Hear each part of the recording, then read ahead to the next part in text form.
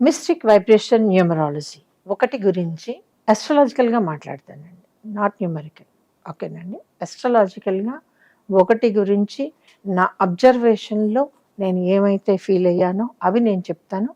ఇవి నా స్వంత ఉద్దేశాలండి. ఒకరితో మ్యాచ్ కావాలని కానీ, లేకపోతే వాళ్ళు చెప్పింది కరెక్ట్ అని కానీ, నేను చెప్పింది కరెక్టే అని నేను అలా అనటం లేదు. కానీ నేను చెప్పిన విషయాలు విన్న తర్వాత మీ బిహేవియర్ కనుక అలా ఉంటే మీరు ఖచ్చితంగా ఒకటికి సంబంధించి ఒకటిలో ఉన్నవాళ్ళండి. ఒకటిలో పుట్టిన వ్యక్తులు ఫాదర్ తోటి కొంత రియలిస్టిక్గా ఉంటారు. అంటే ఏమిటి అంటే, ఫాదర్ విపరీతంగా ప్రేమించేస్తాడు కొడుకుని, వేరాస్ కొడుకు తన ప్రేమని ఎలా ఎక్స్ప్రెస్ చేయాలో తెలియనట్లుగానే ఉంటాడు. అంతగా ప్రేమిస్తాడా, అంతకంటే ఎక్కువ ప్రేమిస్తాడా ప్రసక్తే లేదండి. కానీ ఏదో కొంచెం ఒక రకమైన డిగ్నిటీ మెయింటైన్ చేస్తూ ఉంటారు కొడుకులు. నేను అబ్బాయిల గురించి చెప్తున్నాను. ఈ లక్షణం కనుక మీ దగ్గర ఉంటే మీరు ఖచ్చితంగా ఒకటికి సంబంధించిన వాళ్ళే ఉంటారు. 2, ఎంతో కొంత అండి, అది ఏ లెవెల్ అయినా సరే, అడ్మినిస్ట్రేషన్ కావచ్చు, మేనేజ్మెంట్ కావచ్చు, మీకు బై బర్త్ ఇన్హెరిటెన్స్లో వచ్చేసినటువంటి నాలెడ్జ్ ఉంటుంది ఒకటిలో. యూ కెన్ క్రియేట్ అండి, మీరు క్రియేట్ చేస్తారు.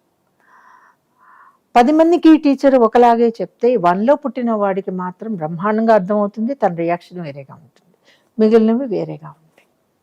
ఇది ఒకటికి ఉన్న వరం.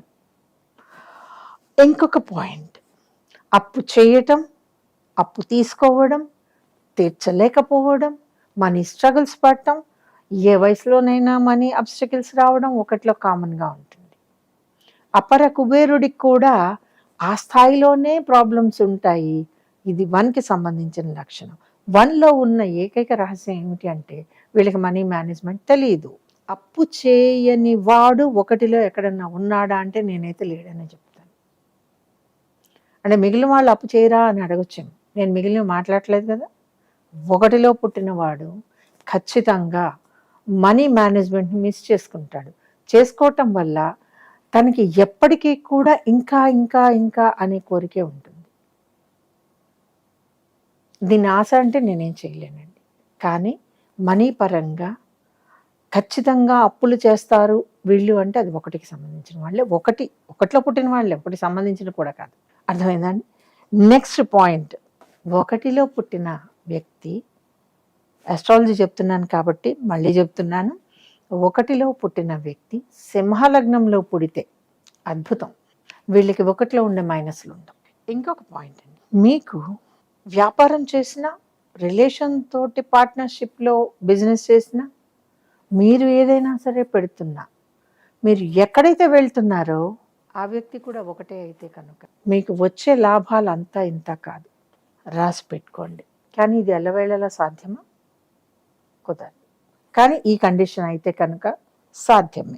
సింహలగ్నంలో పుట్టి 1 అనేది 10వ స్థానంలో ఉంటే, సింహలగ్నం అయి ఉండి సింహలగ్నానికి సంబంధించిన నక్షత్రాలు కానీ, లేదా ఆ నక్షత్ర అధిపతులు కానీ, లేదా రాశ్యాధిపతి కానీ, లేదా డైరెక్ట్గా సన్ కానీ 10వ స్థానంలో ఉంటే వీళ్ళు సొసైటీలో ఒక అద్భుతమైన పొజిషన్కి వస్తారు. ఇవన్నీ కలవాలండి. దీనికి మళ్ళీ నేను ఫార్చ్యూనా కట్టండి, అష్టకవర్గులు కట్టండి మాట్లాడను. ఇది బేసిక్ రూల్స్ ఇవి. ఇప్పుడు మీరు ఒక డేట్ ఆఫ్ బర్త్ వచ్చినప్పుడు, మీరు ఆస్ట్రాలజికల్ చార్ట్ వేసుకున్నప్పుడు ఈ లక్షణాలను ఎక్కడన్నా ఉన్నాయేమో చూసుకోండి. అక్కడ మీరు ప్రొఫెషన్ రాసుకోవచ్చు.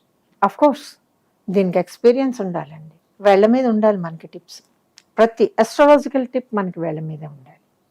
ఆస్ట్రాలజీలో ఎంత ఉన్నతమైన స్థానం ఉంటుంది అని మనం ఆశిస్తామో, ఆస్ట్రాలజీలో అంత అధమ స్థానానికి కూడా అదే రవి పడేయచ్చు మిమ్మల్ని, అదే సింహలగ్నం కూడా మిమ్మల్ని పడవేయచ్చు. ఇదే కోసం మెరుపు. ఈ వీడియో కనుక మీకు నచ్చినట్లయితే లైక్ చేయండి, షేర్ చేయండి, మా ఛానల్ని సబ్స్క్రైబ్ చేయండి.